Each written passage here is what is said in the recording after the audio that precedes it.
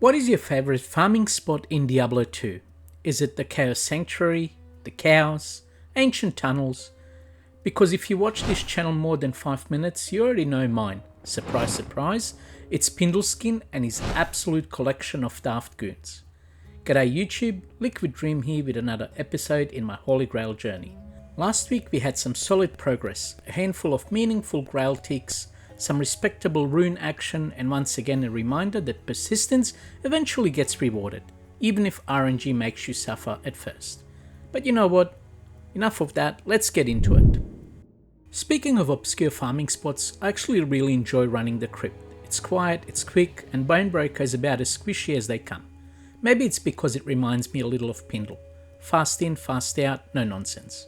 I also started hoarding unidentified rings lately. There's something deeply satisfying about stacking them up, pretending they're all SOJ candidates, and promising a future video that's just pure identification chaos. This one drop here, it's scooped up immediately and goes straight into the stash, unidentified of course. Well, same run, same mindset, and I'm having this internal debate about whether I should just identify rings on the fly or keep them. That moment of hesitation almost cost me because I almost forgot to pop the chest, very nearly missing a shiny little unique item.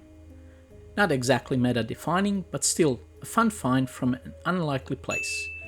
And we get a storm spike. Am I ever gonna use it? Probably not. But you know what? It is what it is.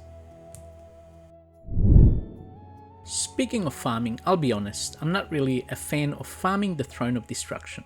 It's slow, it's messy, and it always feels like more effort than it's worth. But here we are. One of Bale's waves finally coughed something that makes the effort little justified. Solid stats, universally useful, and one of those items that you almost expect to see in endgame areas. Until you remember that it's Diablo 2 and the undisputed king of RNG chaos. Obviously, it's the Harlequin crest. I'm still not entirely sure why I was farming a terrorized lost city, but sometimes you just go where the terror zones send you.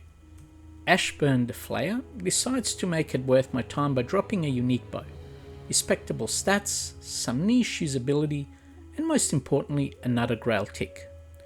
Well, that's item number 402, quietly joins the collection, and it is obviously Lysander's aim. I'll take it. And just like that, we're back where we belong. Not terrorized, not buffed, not fancy, just Pindle doing what Pindle does best, casually handing out unique like it's his full-time job. Nothing flashy this time, but extremely serviceable, especially for caster focus build early on, such as my little sorceress. It is an item that I still struggle to pronounce to this day. I'll try my best. Sauerkraut. Another quick reset, another Pindle run. A thud on the floor and it instantly makes me think every barbarian player knows exactly what these are. Solid early game movement, decent utility, and staple stepping stone for melee characters starting out. It is none other than the barbarian's favourite boots, with 2 to leap, and it's gore food. Yeah, look at them, little beauty. Loot explodes everywhere. Gold, junk, magic item, and then some mid-tier runes catches my eye. Not game-breaking, not jaw-dropping, but still very welcome, and it shines on the ground just enough to make you pause and smile. Because hey, a mid-rune is still a mid-rune. It's obviously a nice little foul rune that will be utilized to cube up towards my jar. And eventually an enigma. Now, what would a Holy Grail episode be without at least one set item? This one's been hanging around the drop pool for a while, and finally decides to show up. Nothing revolutionary, but that Grail counter keeps ticking upwards. Item 405, and it's part of a set that I have now completed. Once we get out of the sticky situation, it is Angelic Mantle. Thank you. Lower Kuras chest popping alert. Whenever the terror zone lands somewhere and absolutely can't stand it, I retreat to my comfort zone. lower cuirass chest popping. This one's not a grail item, but it's definitely worthy featuring in this video. It's a small charm that drops with stats that make you do a double take.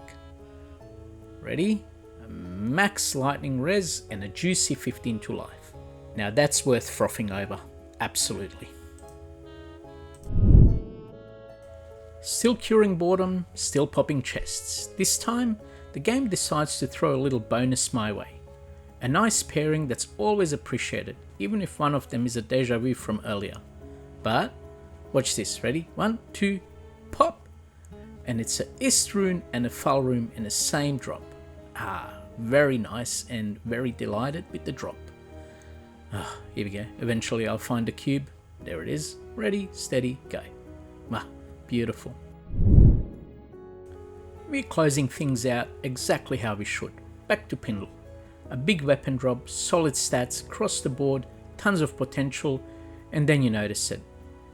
Only one open socket.